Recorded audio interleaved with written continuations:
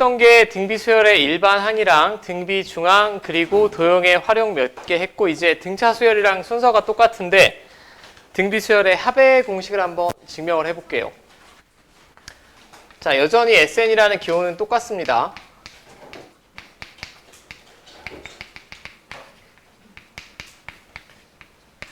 자, SN이라는 기호는 A1부터 AN까지 나열하고 더하라는 얘기죠. 그럼 앞에는 등차 수열이었고 여긴 등비 수열이라고 하면 얘를 첫째 항과 공비를 이용해서 표현하면 이렇게 될 거예요.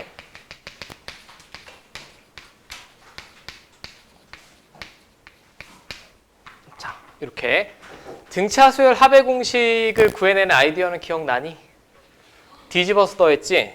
뒤집어서 더하면 ES가 나오고 그거 양변 2로 나눠서 평균 곱하기 과목수라는 형태로 이해할 수 있다라고 했어요. 이거는 약간 이 아이디어 자체는 여러분들이 생각해내기는 어려운데 뭐 나중에 대학교 같은 데 가시면 몇 급수를 구하는데 뭐 쓰는 아이디어 정도다라고만 기억하시면 되겠고 제가 이 식의 양변에 R을 곱할게. 그럼 R은 일단 0은 아니라고 가정을 하고 제가 곱한 거고 그럼 얘네 다 R을 곱하면 차수가 하나씩 올라가죠.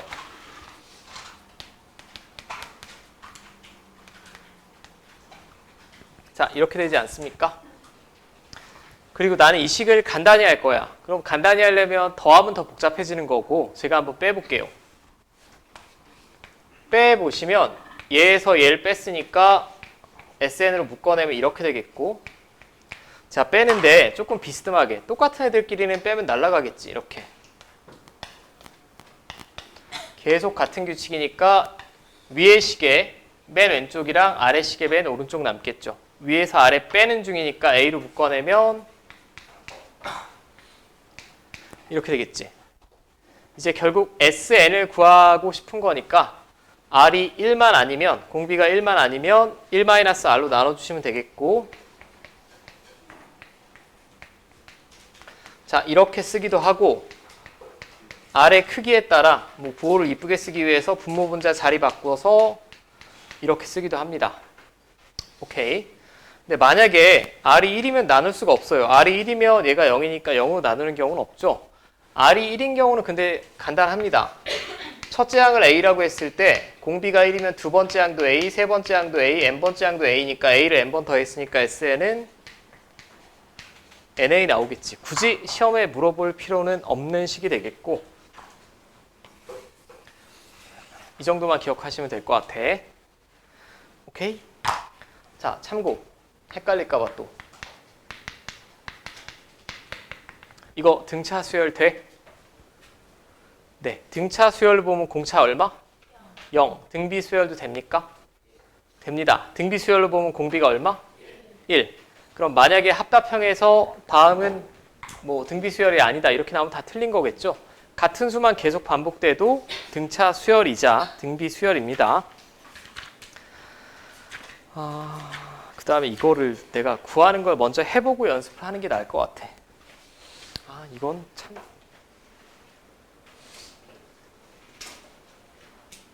공식만 딱 외우셨다라고 하면 필수예제 8번이 어디 갔지? 여기 있구나.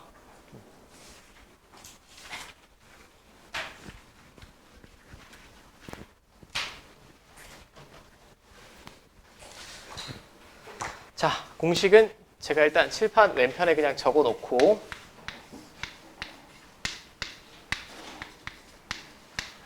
그러니까 이 식의 의의는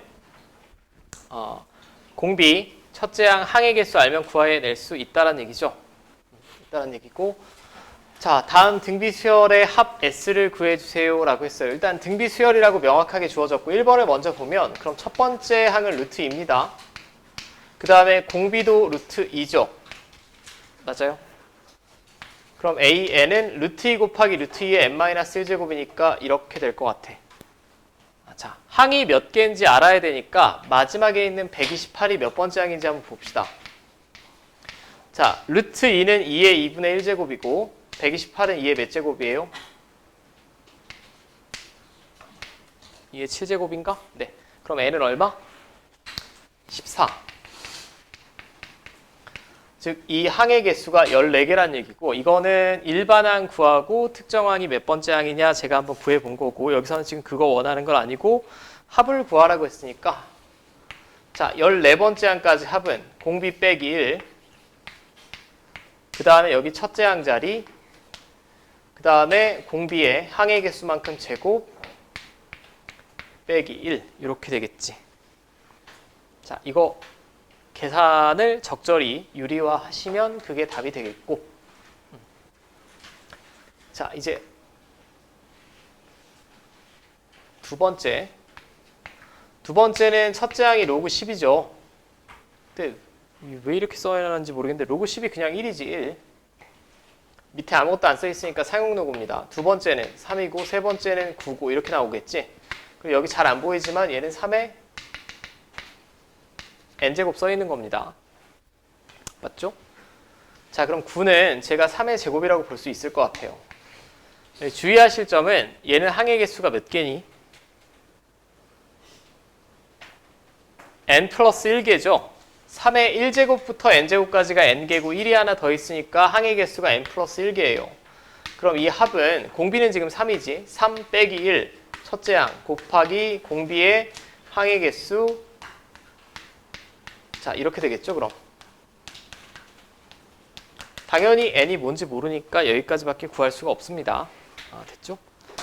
무조건 n이 있다고 그냥 n자리에 냅다 n을 쓰시면 안 된다라는 거고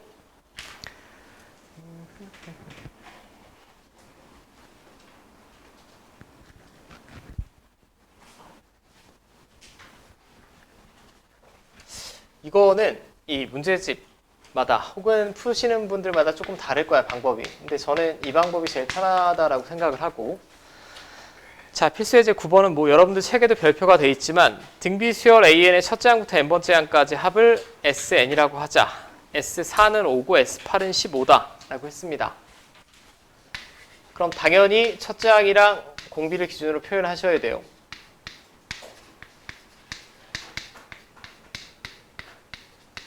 이게 5란 얘기고 두 번째는 8번째 항까지 합이니까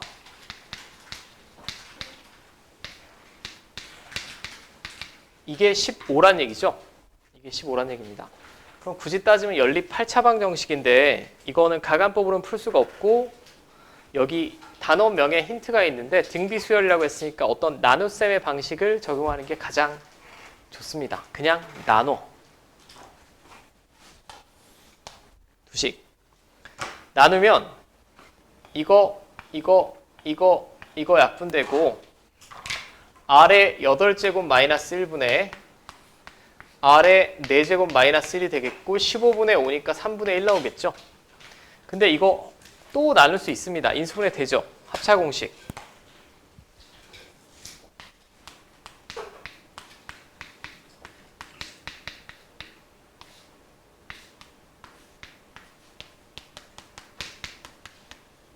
자 이렇게 나오겠네. 그럼 R의 4제곱이 얼마 나오면 되겠습니까?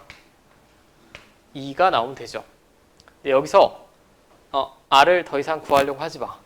더 이상 구하려고 하지 말고 내가 R의 4제곱만 알더라도 나머지 구할 수 있어요. 얘를 지금 2라고 구했지. 맞아? 2라고 구했으면 2 빼기 1이니까 1이고요. R-1분의 A가 5 나오겠죠.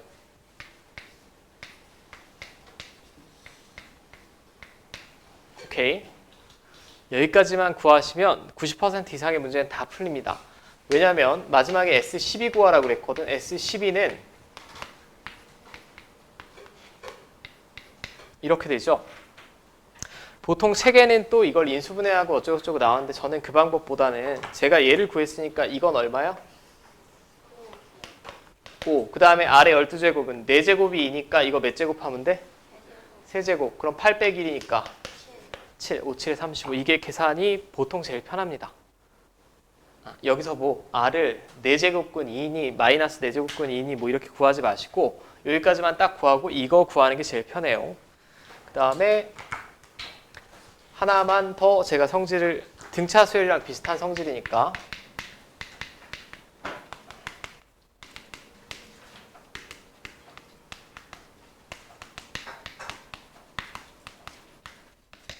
자, 앞에서 등차 수열이 쫙 나열이 돼 있을 때 3개면 3개, 2개면 2개씩 끊으면 그 2개씩 끊어서 더한 부분합도 다시 등차 수열이라고 했지. 등 비수열도 정확히 똑같이 성립합니다. 예를 들면 이렇게 돼 있다라고 해볼게요. 나는 문자로 증명하진 않을 거고 너무 복잡할 것 같아, 식이. 두 개씩 끊어볼게. 자, 이거 2개 더하면 얼마? 3. 얘네 2개 더하면 12. 얘네 둘이 더하면 48. 맞아? 얘네 둘이 더하면 192. 오케이. 끊어서 더했을 때 다시 이 부분의 합이 무슨 수열을 이룹니까? 등비 수열을 이루죠. 등비 수열 합의 성질은 등분했을 때 부분 합이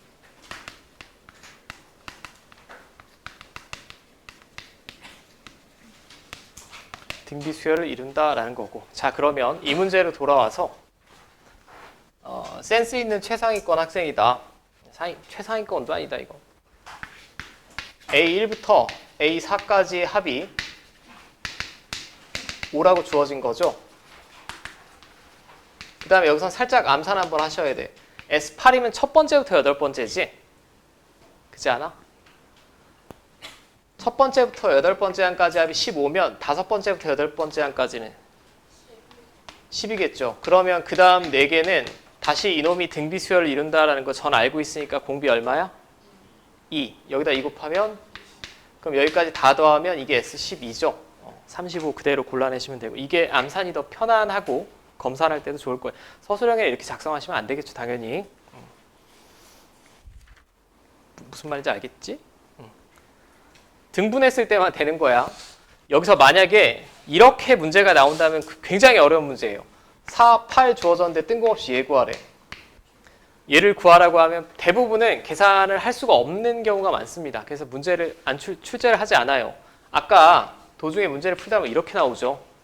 그럼 여기서 R은 플러스 마이너스 2의 4분의 1제곱이니까 계산 자체 복잡할 거 아니야. 보통은 출제를 안 하니까 등비 수열의 합은 대부분 이렇게 나옵니다. 대부분 이렇게 나온다. 라는 거 아시면 될 것 같고.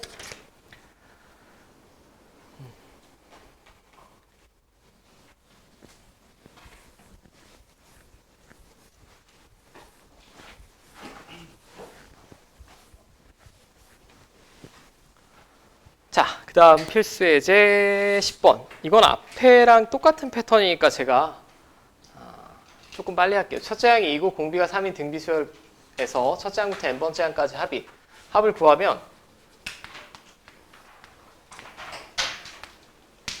첫째 항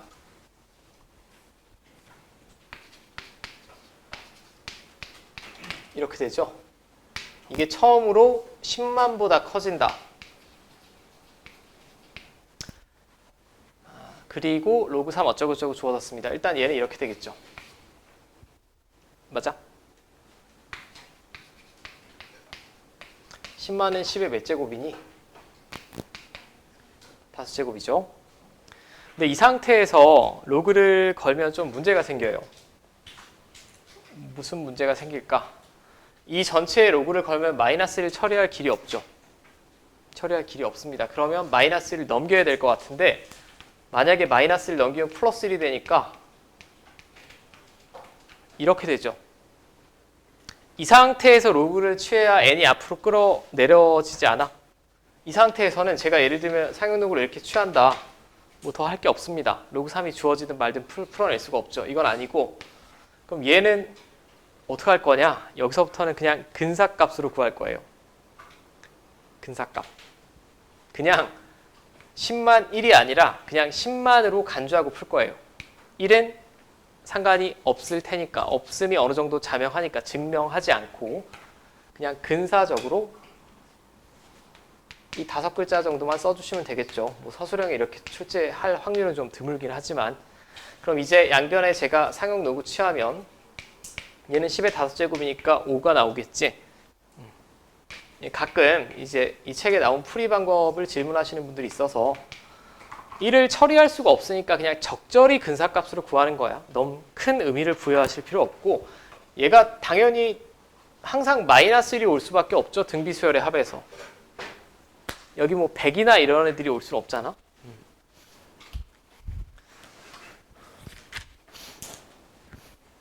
자, 이제 제가 설명드려야 되는 건 2개 남았는데 참 이게 일단은 설명을 드릴게. 자, 제가 지금 칠판 좌측 상단에 적어놓은 게 등비수열의 합의 공식이었습니다. 그죠? 근데 내가 이 식도 등차수열의 합처럼 정리를 한번 해볼게. 여기서 변수는 뭐밖에 없어 지금? n밖에 없는 거예요. 공비 r이랑 첫째 항 a는 고정된 상수입니다. 그럼 제가 얘를 n에 관하여 정리한다라고 하면 자, 이렇게 되겠고 이런 모양 되지 않아? 그냥 쪼개 쓴 거야. 맞죠? 쪼개 쓴 거고 결국은 얘도 어떤 상수입니다. 얘도 어떤 상수겠죠. 자, 뭐 그나마 메모하실 건 이 정도밖에 없어요. 등비수열 합의 특징은 항상 정리를 해내면 이 모양이 돼요.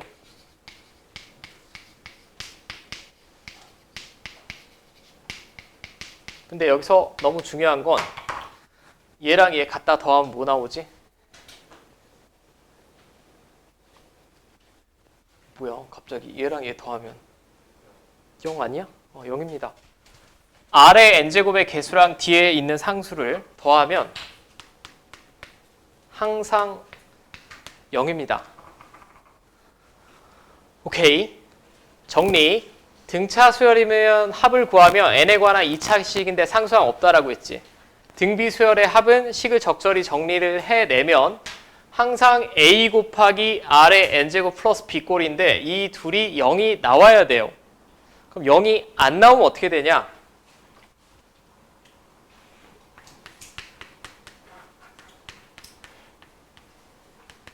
(0이) 안 나올 때는 등차 수열이랑 비슷한데 a에는 두 번째 항부터 등비 수열이에요.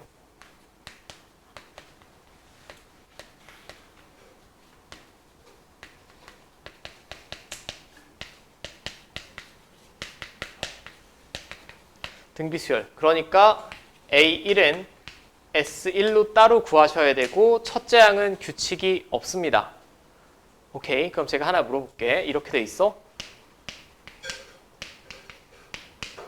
제가 지금 이걸 뭘 적은 걸까요, 이게?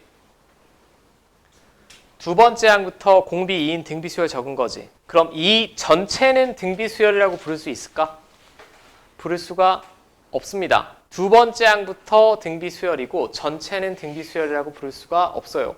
자, 지금 제 말뜻을 이해했나 볼게요. 제 첫 번째 SM만 딱 봤을 때 앞에 아무것도 없는데요. 1이 곱해져 있다고 보면 되죠. 이 꼴 맞아? 아니야? 맞아. 얘랑 얘 더하면 0 나와 안 나와? 나오지. 그러면 저 수열에서 AN을 구하면 첫째 항부터 깔끔한 등차 수열이란 얘기야. 오케이? 그러니까 형태만 보고 먼저 파악을 하셔야 된다고. 직접 구하기 전에. 그래야 실수가 없어요. 여러분들 수준이면. 얘는 첫째 항부터 등비 수열이 될까? 안 됩니다. 왜 안 되냐고 내가 바로 확인 가능하냐면 얘랑 얘랑 더해서 0이 안 나오죠. 그러면 함정이 있는 문제구나 라고 이미 마음속으로 알고 나는 함정에 안 빠져야지 히히 하면서 풀어내시면 되는 거야. 이거를 막 열심히 풀어내고 선생님 실수는 개뿔 실수가 아니라 이 식을 보고 판단을 못한 거니까 그건 실수가 아니라 실력이고. 너무 냉정하게 얘기했다. 아니 틀릴 수도 있지. 실수할 수도 있어. 아무튼 제가 구해볼게. 그럼 1번은 그러니까 제가 당신들한테 기대하는 건 교과서적으로 구하겠지만 구하기 전에 알아야 된다고. 구하기 전에. 자, 지금 여기서 일반항 구하래요. SN에서 AN을 구하는 관계식은 항상 똑같아. n번째까지 합해서 n-1번째 항까지 합을 빼면 되니까 얘에서 얘 빼면 되죠. 이거는 수열의 종류랑 상관이 없는 겁니다. 너무나 당연한 원리니까. 자, 빼면 an. 아까 제가 처음 설명드리면서 말씀드렸어. 이거 정리하라고 했지? 뭘로 묶어내야 돼? 지수가 작은 쪽으로. 그럼 앞에서는 5가 남겠고 이렇게. 그럼 보통 교과서에는 이렇게 나와 있죠. 자, A1은 S1이랑 같으니까 여기다 1 집어넣으면 4 나오지. 근데 여기다 1 집어넣으면 4 나와 안 나와? 나오지. 왜 안 나오는데? 계산 안 했지. 나오잖아. 나오니까 이때는 이걸 쓸 필요가 없다는 얘기죠.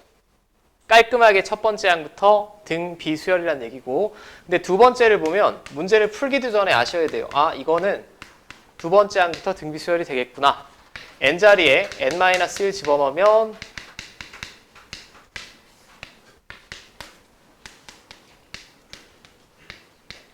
이렇게 돼요. 얘도 또 2의 n-1제곱으로 묶어내면 이렇게 될 테니까 결국은 이거죠. 자, A1은 S1로 따르고 하셔야 됩니다. 첫 번째 항까지 합이나 첫 번째 항이나 똑같으니까 이게 주어진 식이야. 이건 간접적으로 얻어낸 식이고 여기다 1 집어넣으면 뭐 나와? 5 나오죠? 5. 여기다 1 집어넣으면 5가 나오니? 안 나오지. 그러니까 두 번째 항 넘어서는 이게 일반항이고 첫째 항은 따로 구해야 되니까 반드시 이렇게 써주셔야 돼. 그럼 보통 일반적인 학교 시험에는 이걸 많이 내겠니? 이걸 많이 내겠니? 뒤에 거지? 낚시해야 되니까. 평가원이나 수능에서는 두 번째 같은 경우는 절대 내지 않습니다. 절대란 말은 좀 그러네. 25년 동안 낸 적은 없어. 교육청 모의고사에서 나와요. 이 두 스타일 다. 근데 수능이나 평가원에서는 깔끔하게 첫 번째만 주어져. 여러분들이 나중에 문제를 보면 알 거야. 다 이런 형태로 나옵니다. 이런 꼴로 에세이는 주어져요. 이런 사소한 부분의 함정은 파지 않겠다라는 우리 평가원 형님들의 강력한 의지라고 보면 될 것 같고, 이런 주접스럽게 점수를 깎진 않겠다는 거고. 나 그 다음 이거 진짜 하기 싫은데 이게 약간의 경제학적인 개념도 들어가고 해서 이게 1학년이 조금 가슴 깊이 와닿지는 않을 수도 있어요. 이제 앞으로 잠깐만 넘어올게. 제가 지금부터 남은 시간까지 짧게 설명드릴 건 원리 합계입니다.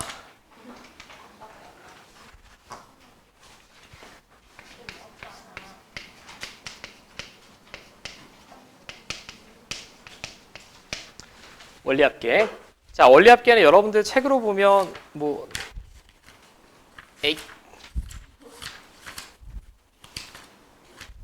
어디 나왔죠? 341페이지에 있어요. 원리 합계가 뭘까요? 원금의 이자를 더한 역시 똑똑해.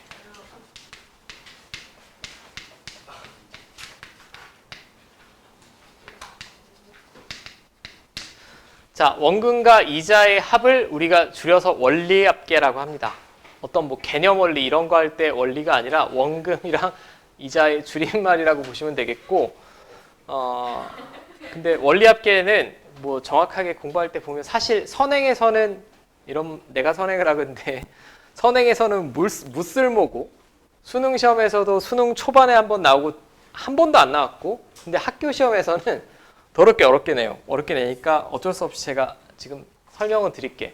네, 설명을 드리면서 약간 논리적인 비약도 있을 거고 여러분들 이해가 조금 어려운 부분도 있긴 있을 것 같아요. 근데 여러분들 경제 같은 거 배우니? 오. 아직 안 배웠어? 자, 그럼 여러분들이 만약에 적금을 든다라고 생각하면 일단 얼마씩 부을 거냐가 중요하고, 그 다음에 아무데나 갖다 돈을 넣진 않겠지. 이자율이 얼마냐? 여기서는 R이 스몰 r이 공비가 아닙니다. 똑같은 스몰 r이라고 해서 공비라고 확신할 수는 없죠. 원이라면 원의 반지름이 되겠고, 여기서는 이자율로 보시면 될 것 같아.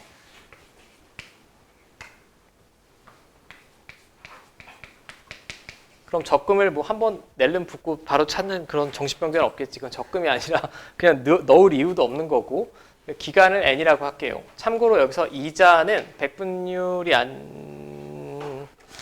여기 백분율이 아닙니다. 예를 들면 이런 은행은 없겠지만 이자율이 20%다라고 하면 스몰 r은 20이 아니라 소수로 표현해야 돼. 0.2. 뭐 야구에서 할품리처럼 일단 소수로 표현하는 이자율이다라고 이해하시면 될 것 같고, 자, 먼저 이자를 지급하는 방식 자체를 아셔야 되는데 뭐 경제 시간 같네. 배웠니 혹시 이런 거? 예. 배웠어?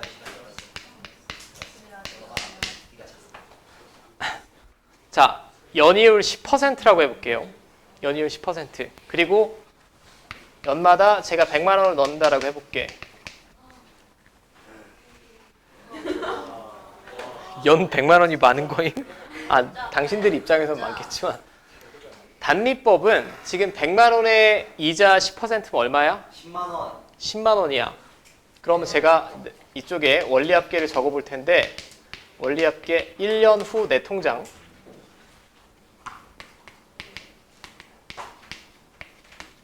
여기는 2년까지만 쓸게.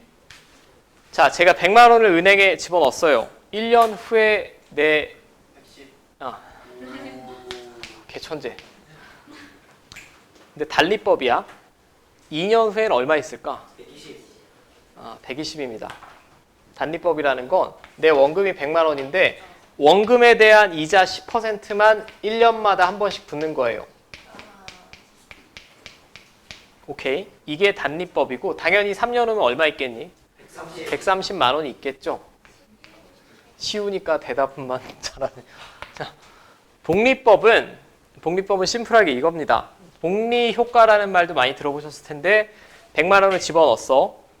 1년 뒤에 10% 이익이 붙으면 1년 후에 내 통장에는 110만 원이 있겠지? 예. 맞습니까? 근데 2년 후에는 다시 110만 원을 새로운 원금으로 간주하고 이놈의 10%가 이윤이 붙어요. 얼마 곱하겠니? 121이겠지. 이미 여러분들이 감각적으로 다 계산하고 있는데 왜 120이 됐냐면 여기다 1.1 갖다 곱한 거 아니야? 맞죠? 우리는 여기서는 지금 수학 시간에 필요한 것만 할게. 단리법은 시험에 낼 게 별로 없어요. 그냥 이자가 무슨 수열 형태로 붙니? 그냥 등차 수열 형태로 붙는다라는 거고, 얘는 110이 애초에 어떻게 나왔냐면 100 곱하기 1.1로 나온 거고, 얘는 100 곱하기 1.1의 제곱으로 나온 거죠. 예. 그지 않아? 맞아요. 그지 않아? 예. 계속 110%가 된다라고 생각하시면 돼요. 제 자산이 1년마다. 그러니까 1년이 지날 때마다 1.1을 갖다 곱하면 되겠죠. 그럼 얘가 등비 수열이니까 등비 수열 시간이면 아무래도 복리를 많이 다루겠죠. 이제 복리를 표현해 볼 텐데 문자로 표현할 거야. 문자로. 제 원금이 A1, 이자율 R, 소수로 나타냈을 때 기간 N년, 그럼 N년 후에 원리합계를 봅시다. 원금과 이자의 합계. 예상해보면 원금 A를 집어넣는데 이자율이 10%면 1.1 곱했지. 이렇게 곱하지 않았어요, 여러분들은? 예. 왜냐하면 이거 풀었으면 A 플러스 AR인데 이게 원금이고 원금의 이자 붙은 금액이지. 이자지 이게. 예. 둘이 더한 게 이거고, 얘를 그럼 N년 후면 그냥 N제곱 쓰시면 되죠. 계속 1 플러스 R을 곱할 테니까 여기까지 문제 없어? 자, 시험에 나오는 부분이니까 제가 간략하게만 설명드렸고, 그럼 N년 후의 원리합계, 저는 지금 복리를 기준으로 먼저 설명을 드릴 거고요. 뭔 글씨야? 요식 하나 정도 이해하고 외워두시면 될 것 같고, 자, 두 번째. 근데 본질적인 질문이긴 한데 이자가 왜 생기니? 이자가 왜 생기죠? 돈 주려고? 아, 이거를 어떻게 설명해야 자, 그냥 가상의 국가가 있다라고 합시다. 가상의 국가 북한이라고 있는데 여기는 모든 경제, 문화 등의 활동을 할 때 다 감자로 1대1로 치환해서 활동을 한다고 해볼게. 그냥 불쌍해서 아무것도 없어. 그러면 그러니까 내가 영화를 봐도 감자로 결제 가능하고 밥도 먹는 것도 감자 뭐 그거라고 할게요. 그러면 여러분들 이 정도는 배웠을 거야. 이상적인 시장 상태에서 수요 공급으로 가격이 결정이 되지. 여기 시중에 우리 정은이가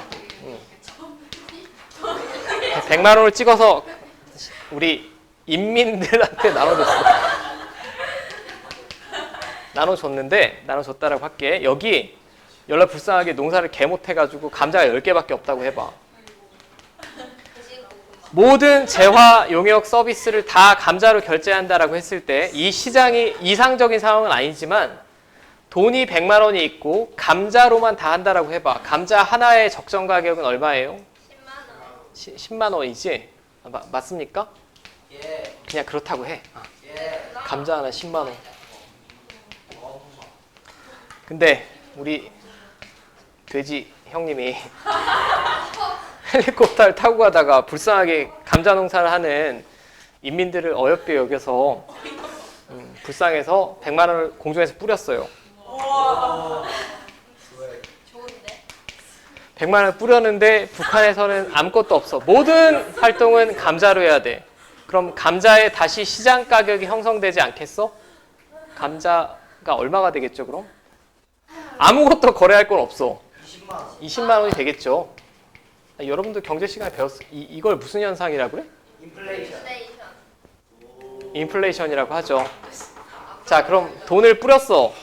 뭘 증가시켰다고 하니? 시중에? 통화량. 시중에 아직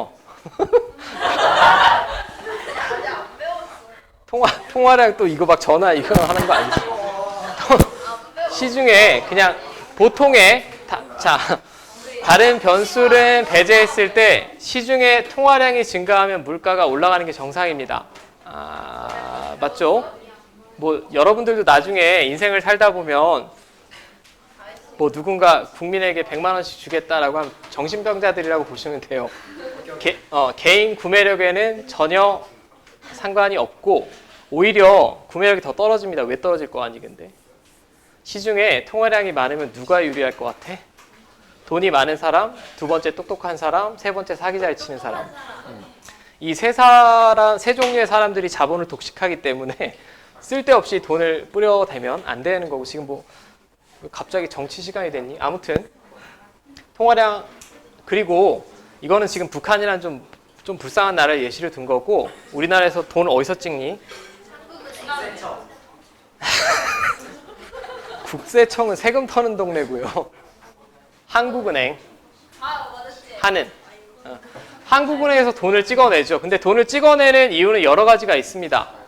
내가 강제로 경기를 부양해야 될 때도 돈을 찍어내는 거고, 화폐가 너무 허접해졌다라고 찍어낼 수도 있는 거고, 일단 뭐 국채를 발행할 때 찍어낼 수도 있는 거고. 그러면 보통의 정상적인 사회는 돈이 계속 시중에 통화량이 증가하겠어, 줄어들겠어? 증가합니다. 정상적인 국가는 뭔가지 계속 찍어내니까. 그러면 여기서 말하는 이자, 은행 이자율이 10%라는 건 여러분들한테 이 불쌍한 아이들에게 10% 이자를 줘야지 이런 뜻이 아니고, 니네 가만히 놔두면 화폐 가치가 계속 떨어지니까 나한테 갖고 오라는 통화량을 회수하기 위한 정책이라고 보시면 돼요. 일단은 이거 하나만 이해하시면 돼요. 지금은 경제 시간이 아니라 수학이니까 시간이 갈수록 화폐는 늘어나고 시간이 그대로 돈이라는 거.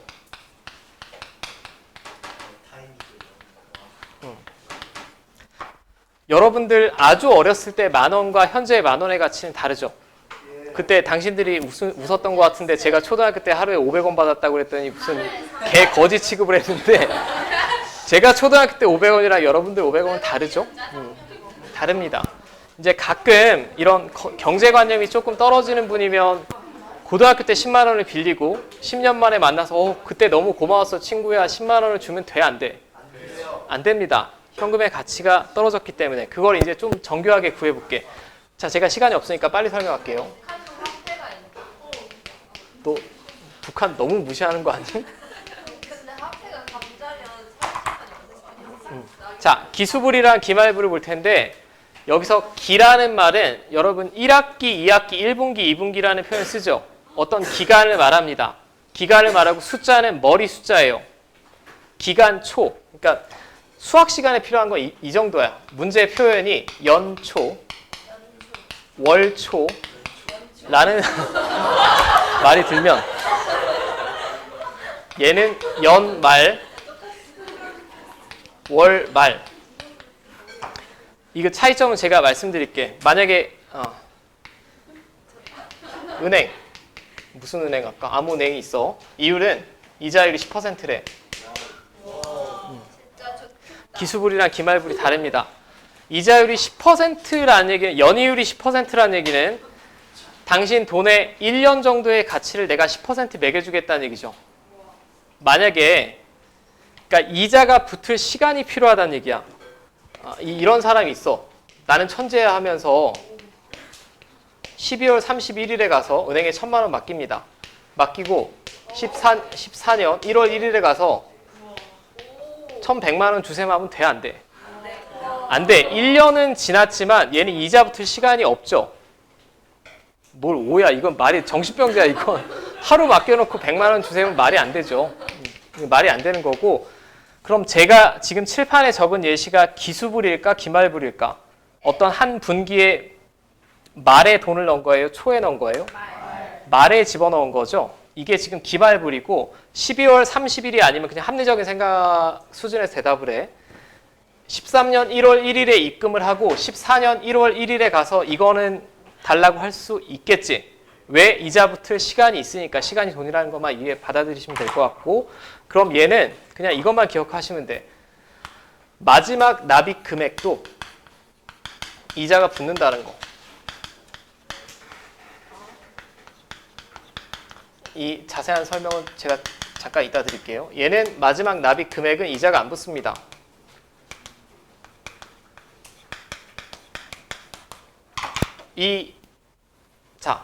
그러니까 적금 들어본 적이 없지. 당연히 없겠지. 아직 어리니까. 10년 만기 적금을 든다라고 하면 적금의 종류 자체가 두 개예요. 기수불, 기말불. 내가 기수불로 적금을 들면 10년 동안 매해 일정한 금액을 은행에 주는 거야. 그럼 마지막 금액을 납부하고 다시 1년을 기다리면 여태까지 이자 다 합산해서 받는 게 기수불 적금이에요. 오케이. 기말불은 말에 내는 겁니다. 말에 내는 거니까 10년치를 내는데 마지막 10년치를 내고 여태까지 거 다 주셈 하고 찾아오는 게 기말불. 근데 일반적으로 적금은 다 기수불이라고 보시면 돼. 무슨 말인지는 알겠니? 내가 지금 시간이 없어서 너무 빨리 설명했나 봐. 적금이라는 건 정확히 약속한 기간 동안 약속한 금액을 약속한 횟수만큼 납입을 해야 되지. 그래야 이자를 붙여줄 거 아니야. 일반적으로 적금은 다 기수불입니다. 기수불이라는 게 내가 10년치 적금을 한다라고 하면 매년 1월 1일에 낸다라고 생각하시면 돼요. 그럼 마지막 내는 경우가 있을 거 아니야. 내는 돈이. 마지막 내고 바로 찾는 게 아니라 마지막 낸 돈까지 이자를 붙인 돈을 1년 뒤에 찾는 거라고. 오케이? 일단 고개는 끄덕입니다. 그냥 결론은 개 쉬워. 기말부는 내가 10번 넣기로 했으면 마지막 10번을 던져주고 다 가져오는 거야, 바로. 그러니까 마지막 낸 금액은 이자가 안 붙겠지. 몰라? 가서 물어보세요. 아니 1월 1일에 돈을 적금을 하고 싶었는데 돈이 없었나 보지. 갑자기 12월 30일에 돈이 생겼는지. 중간에 내면 그건 은행에서 알아서 하겠죠. 지금 이 수학 시간에 다룰 내용은 아닌 것 같고. 근데 이게 저 때는 굉장히 이걸 구분해서 했는데 여러분들 때는 그냥 90% 이상 이거라고 보시면 돼. 90% 이상. 제가 지금 잠깐만 볼게. 349페이지 한 번만 봐봐. 349페이지 잠깐 보면 필수예제 12번에 보면 매년 초라고 써 있죠. 첫 줄에. 유제 11-8번도 매월 초, 유제 11-19번도 매월 초라고 써 있지. 현재 교육과정에서는 90% 이상 매월 초라고 보시면 되고 나중에 여러분들이 2학년이 돼서 학교 선생님이 기수불, 기말부를 다 알려주고 매월 말이라는 표현도 쓰면 그 학교는 시험 그지같이 내겠다라는 거라고 보시면 되고 저는 일단은 개념을 먼저 설명을 드렸고 그럼 저는 기수불 위주로 할게요. 내가 3년 넣는다라고 해볼게. 심플하게. 3년 납입하는 기수불, 3년 적금.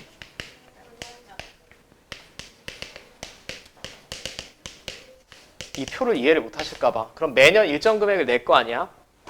자, 첫 해에 제가 A1을 은행에 집어넣었어. 1년 뒤면 이자 몇 번 붙어? 한 번 붙겠지. 한 번 붙었으니까 내 통장에는 이만큼 있겠지. 맞죠?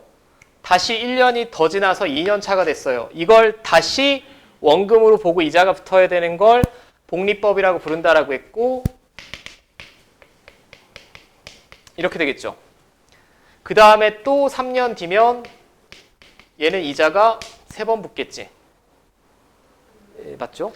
근데 적금이라는 게 한 번 붙고 10년 기다렸다 찾는 거니? 아니야. 매년 일정 금액을 넣는 거예요. 일반적으로. 그럼 1년 뒤에도 내가 A라는 원을 예금을 할 거 아니야? 그럼 얘는 이자가 몇 번 붙죠? 한 번, 2번. 맞아? 네? 그 다음에 2년 뒤에 이자가 한 번 붙겠지. 그러니까 뭐라고 해야 돼? 그냥 김치 같은 거라고 생각하시면 돼. 오래 묵힐수록 많이 익을 거 아니야. 맨 처음에 낸 돈은 이자가 3번 붙는 거고 1년째 또 그치? 1년 뒤에 넣은 돈은 이자 2번 붙는 거고 마지막 해에 넣은 건 이자가 한 번 붙겠죠. 이거를 이렇게 거꾸로 더한다라고 생각하시면 돼. 내 통장에 이만큼 있을 거 아니야. 무슨 말인지 이해돼? 내 통장에 이건 첫 해에 낸 거고 두 번째, 세 번째. 그럼 이걸 다 더하는데 가장 이쁘게 구하면 거꾸로 더한다고 생각을 하세요. 공비가 얼마예요? 여기다 얼마 곱하면 이거야? 1 플러스 R. 공비 빼기 1. 이게 첫째 항으로 봐야 되지. 그 다음에 공비의 항해 개수 몇 개? 이렇게 되겠죠. 이게 기수불. 자, 그럼 이 과정을 빨리 해볼게. 빨리 하면 기말불은 마지막 낸 금액이 이자 붙을 시간이 있어 없어? 없어. 기말에 내고 바로 돈을 찾아버리는 거니까 마지막 거는 이자 안 붙고 그 전에 거는 이자가 한 번 붙고 그 전에 거는 이자가 2번밖에 안 붙습니다. 이자를 붙을 시간이 없으니까. 그럼 얘는 공비 똑같아요. 1 플러스 R이고 1 플러스 R에서 1 뺐으면 R이고 얘가 첫째 항으로 보고 뒤집어서 더하면 나 왜 이렇게 점점 말이 빨라지니? 이게 기말불이고 뭐만 차이가 있습니까? 이거랑 이거만 차이가 있죠. 근데 이 식을 이해를 해달라고. 이게 첫째 항 자리잖아. 첫째 항 자리가 A 곱하기 1 플러스 R이 됐다는 얘기는 마지막 납입한 금액도 한 번 이자가 붙는 거니까 기수불이라고. 여러분들 책에 보면 343페이지에 나와 있어요. 오케이? 자, 뭐 여러분들의 경제적 얘는 보통 적금에 쓰이고 이런 용어도 알고 있는 기말불은 상환이라고 보시면 상환이 뭘 말하지? 돌려받는다. 그치? 빚 갚는 걸 상환이라고 하는데 상환은 다 기말불이라고 보시면 돼. 이건 그냥 수학이라기보다 경제적으로 예의라고 보면 되는데 만약에 내가 당신한테 돈을 빌렸잖아. 매년 갚기로 했어. 근데 마지막 돈을 갚으면 당신과 나의 채무관계 끝이지. 필연적으로 기말불이 될 수밖에 없어요. 내가 당신한테 100만 원을 꿨는데 12만 원씩 갚기로 했어. 마지막 12만 원 주면 다 갚았어 안녕 이거잖아. 1년 뒤에 또 만나야 돼? 그건 아니지. 그러니까 필연적으로 빚을 갚는 건 기말불이 될 수밖에 없습니다. 그냥 그렇다라고 이게 당신들이 아직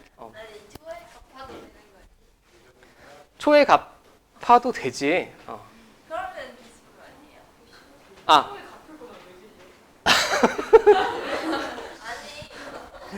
천재인데? 말의 돈이 없어서 초에 들리는. 아 이거는 그러니까 어떤 분기라는 거고 분기의 개념인 거고 그 분기의 개념의 초 말인 거고. 자 그럼 일단 저는 다 설명은 드렸고 여러분들 B단계까지 다 풀어주세요.